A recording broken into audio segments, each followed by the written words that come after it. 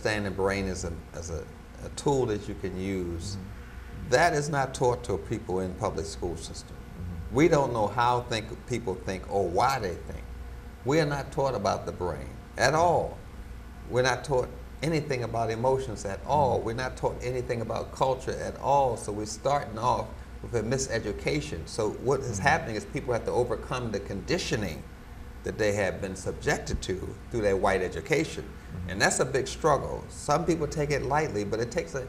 Carter G. Woodson, who's invented this thing called Black History Month, said it took him 12 years, 20 years to get over his high school education. To get over it. To get over it. And he knew more about history than the average ham-hock Negro walking the street. And he said, you have to work on this thing. You just can't read the autobiography of Malcolm X and think you have conquered this thing. You got to sit down and work on this thing. Say, no, wait a minute. I don't need no master bedroom. No, I can't go on a picnic. I can't pick a nigga and lynch him. I can't use the word picnic. Certain words shouldn't even be in your vocabulary, because talking healthy is part of being healthy. Okay. If you're talking sick, you're going to be sick. So we're still talking sick.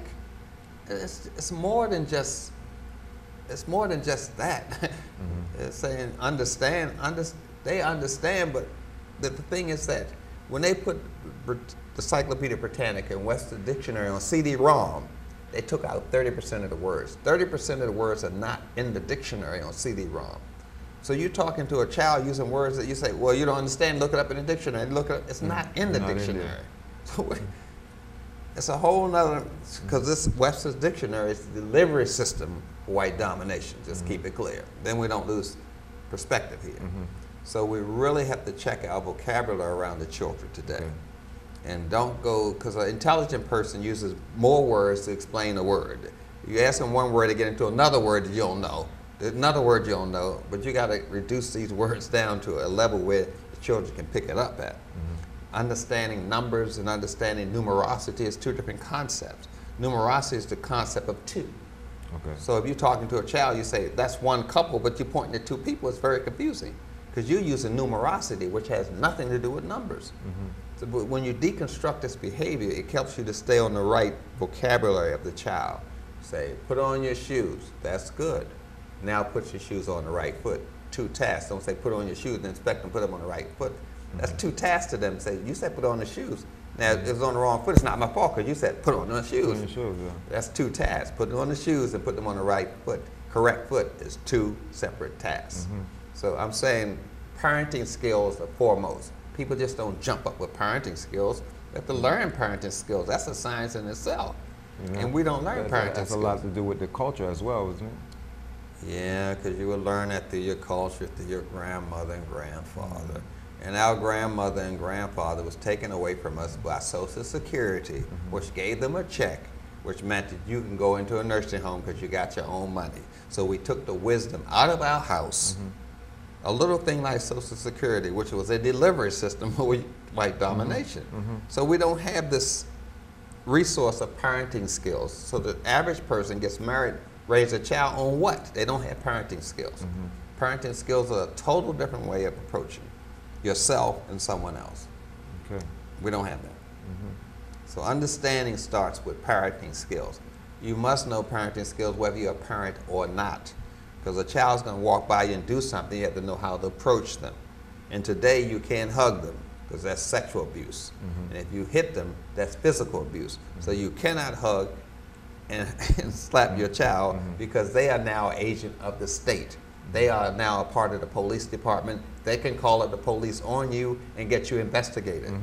You cannot do these things to children these days. You cannot, a mother can't walk around naked in front of her child. If he goes to school and says, my mother walks around naked in front of me, oh my God, she's going to be investigated.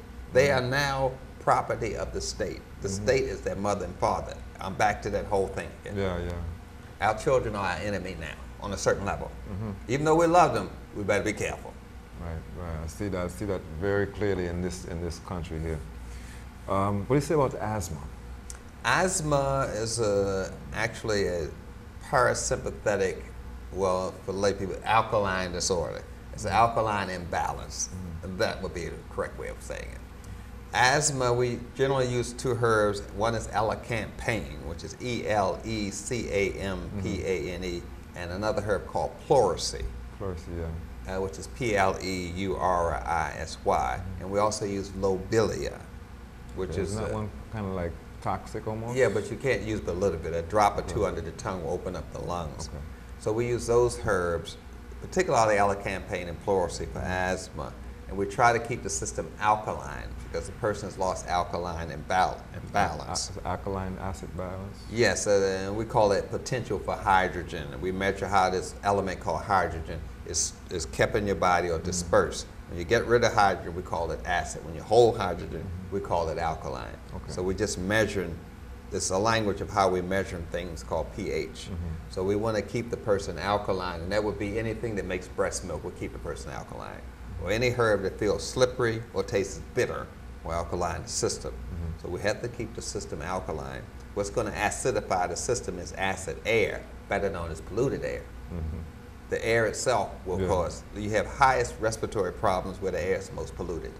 So we got to keep that in mind by keeping the blood clean with the red clover, the chaparral, the burdock root to flush out the acidity that we're breathing in. That's the main thing. Fennel will do it as well. Fennel or anything that makes breast milk. Anise, any of those herbs. Mother's milk, any of those would do just fine. I've noticed that like the asthma, it's like we find asthma a lot in our communities. It's basically concerned with third trimester stress during the lady's pregnancy with that child. It's a third trimester problem. It's like the last 3 months. The last 3 months of the gestation, the pregnancy. That's when the lady was stressed. If she was stressed on that period of time, it will surface with asthma, which is centered around fear. And they will fear God or fear the enemy and won't confront the enemy. But no one fears the enemy. If you look at television, you see these people, they don't give a damn about the United States rockets or anything. They'll pick up a rock. Right. That's when you don't have this fear. But when you have asthma, you're going to pick up a rock. You're looking for a missile to fight a missile, but all you need is, like you said, sand. You're thinking more practical. But fear is another thing that the dominant society wants the person to be in constantly. Fear of losing their relationship, fear of losing their job. Constant fear. Yes, and fear makes money. Because in a capitalist society, everything must translate to capital. So 9/11 looked like big money then, big business. Oh yes, 9/11.